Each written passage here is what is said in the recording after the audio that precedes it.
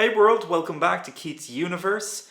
So last week we had an in-depth discussion on the very illogical usage of the current day usage of the term woke. So the shortened version of that video got quite a lot of traction on TikTok, but it would be nice to get some more views on YouTube. So please feel free to check out that video, link down below, if that type of topic interests you at all. So this week I'm flipping back over to our animal rights discussions with the second edition of The Men Behind the Curtain. So the meat and dairy industries use a lot of clever buzzwords, phrases, misleading language, and in some cases blatant false information. This is of course designed to distract the public away from the harsh realities of their practices and just how inhumane those practices are. Terminology such as organic, free range, cage-free, sustainability, you see, in the long term, a lot of these pretty words don't really alter the fact that these animals are being bred to eventually be killed for food and clothing.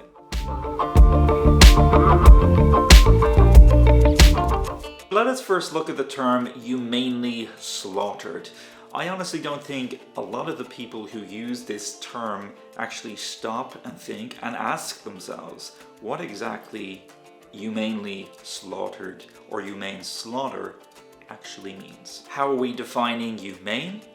And what exactly does it mean to slaughter? Well, the definition of humane in its most basic form is to have and to show compassion for others. And generally, the term slaughter is defined as killing a large group of animals or people. So we really honestly need to ask ourselves, can we as a society really define slaughter as a humane practice? Now, if we were talking about the mass slaughtering of other human beings, I think most of us would be horrified, and quite rightfully so. In fact, we don't even have to stretch this as far as a human versus non-human comparison here.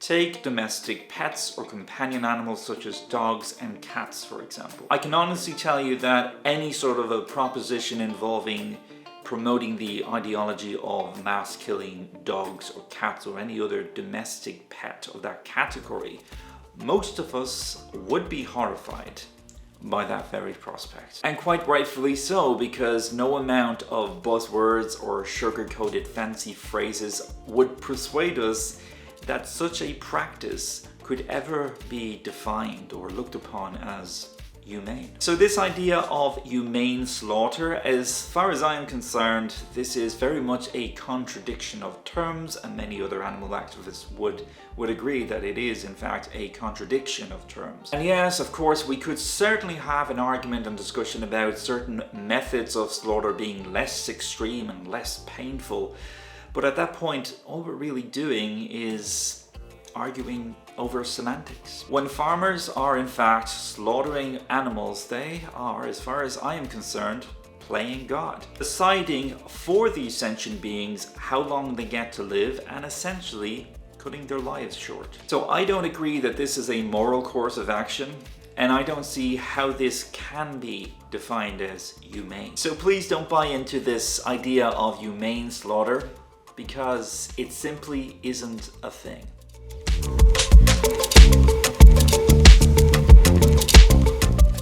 So in terms of free range, you'll often hear people talk about free range chickens and free range eggs and that sort of thing. Free range is essentially creating the illusion that allowing a certain portion of animals to have a certain level of outside freedom, that this somehow justifies ending their lives. Assuming, however, that free range actually meant that chickens could in fact run free on the pastures of a farm. The truth is, however, that the entire concept of free range is a lie, for the most part. Those who believe in the myth of free range or try to sell the myth of free range will tell you that it's kinder to the animals. It's not. And I certainly wouldn't encourage anyone to believe in a lot of the labels on packages and boxes of eggs with the phrase happy eggs. It doesn't exist. there are no happy eggs. Firstly, the practice of beak trimming is still practiced on free-range hens, with the exception of some organic chickens, and I will get into organic in a moment. The practice of killing young male chicks for veal is still practiced within free-range farming, and once a hen can no longer produce eggs, she too will be sent to the slaughterhouse. But to address this fantasy of chickens roaming around a grassy field on a farm, most of the time that simply isn't the reality. So the term free range, it can mean a few things, and it has oftentimes been reinterpreted for the needs of a business, because after all, a lot of farmers really do see a chicken, or any animal really, as an asset to a product to sell. And yes, there are some farmers that truly do allow their chickens to freely walk outside on a large patch of grass, and i.e. having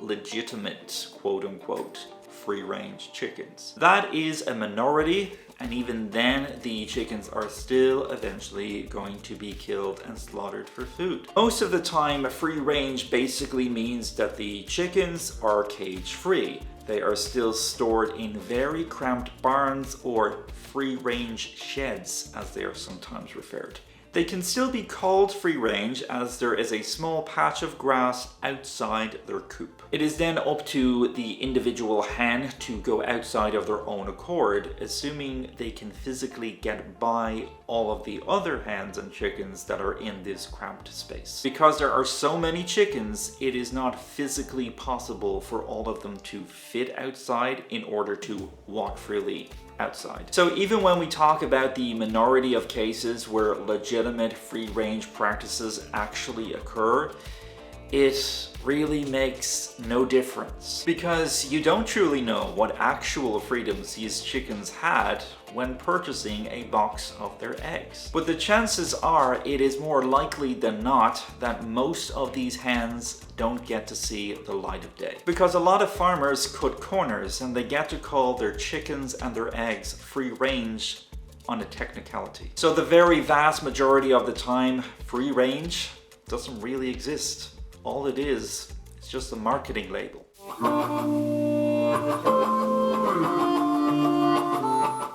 Organic is one of those buzzwords the meat industry loves to throw around, but a lot of people don't really know what it actually means. Typically, an animal product that is organic comes from animals that are given no antibiotics or growth hormones. Organic food is produced without using most conventional pesticides, such as fertilizers made with synthetic ingredients, or sewage sludge, bioengineering, or ionizing radiation.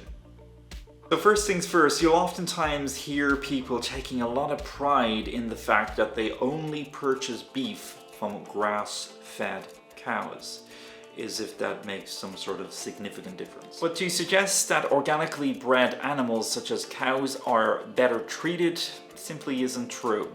Sure, they do receive better quality food and there's less toxins going into their bodies. When it comes to cows solely raised for beef, these animals are killed before they even reach the age of 2. Now, when it comes to dairy cows who eventually stop producing dairy and then are sent to the slaughterhouse, they usually get to live to about 5 or 6 years. So they don't get to live very long at all. This is certainly not what one would describe or define as a long-lived life. However, the problems go much deeper than simply having an extremely short-lived life. For example, J.C. Rees, a researcher of meat, dairy and egg industries, describes seeing birds with Marek's disease suffering from missing eyes, swollen abdominals, fungal infections, all at an organic egg farm in Northern California. And you can read more on that situation within the sources down below in the description box. But this organic craze is simply not what people think it is. A lot of people go on about it as if these animals are being treated like royalty. They're not. It's a complete myth.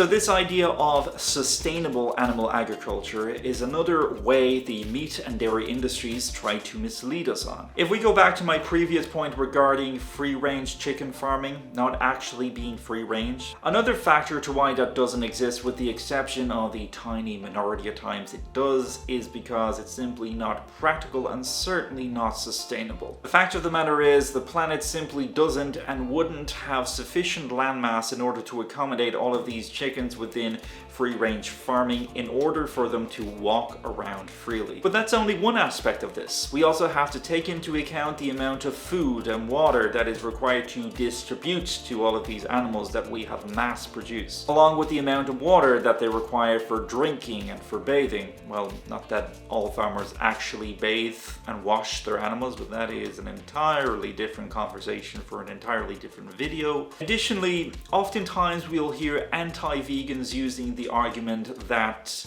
vegans are causing more harm to the environment due to our soy intake. But the fact of the matter is the soy intake does not go to human beings, so therefore vegans can't actually be responsible for that. Yes, you heard correctly, the highest distribution of soy does not go to human beings. It in fact goes to animal feed. So if we were to stop breeding these animals and to stop mass producing them, we would see a massive decrease in soy consumption. Currently, statistics point to 85% of global soy distribution going to animal feed, which is an increase, by the way, from 77%.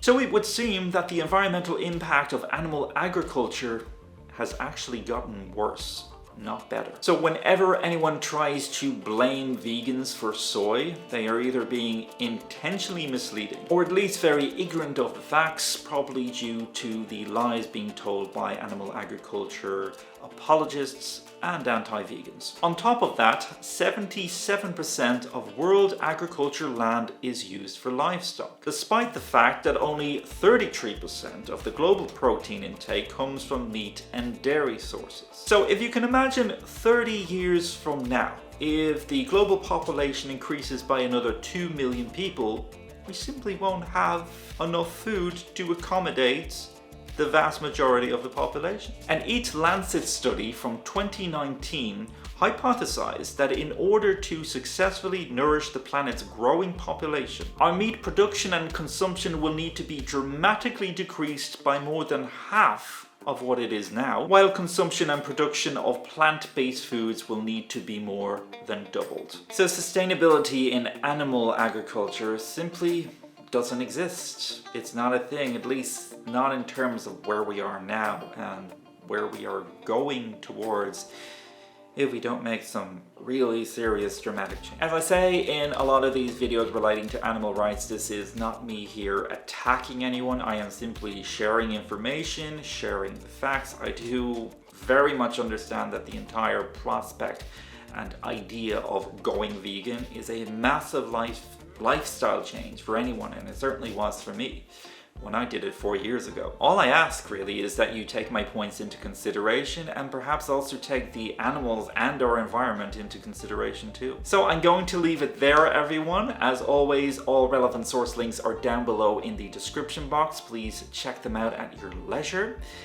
And until next time, everyone, don't forget that being vegan is not about perfectionism. It is about causing the least amount of damage to the animals, to us, and our beautiful world. Don't forget to like, comment, share, and subscribe. Take care, everyone.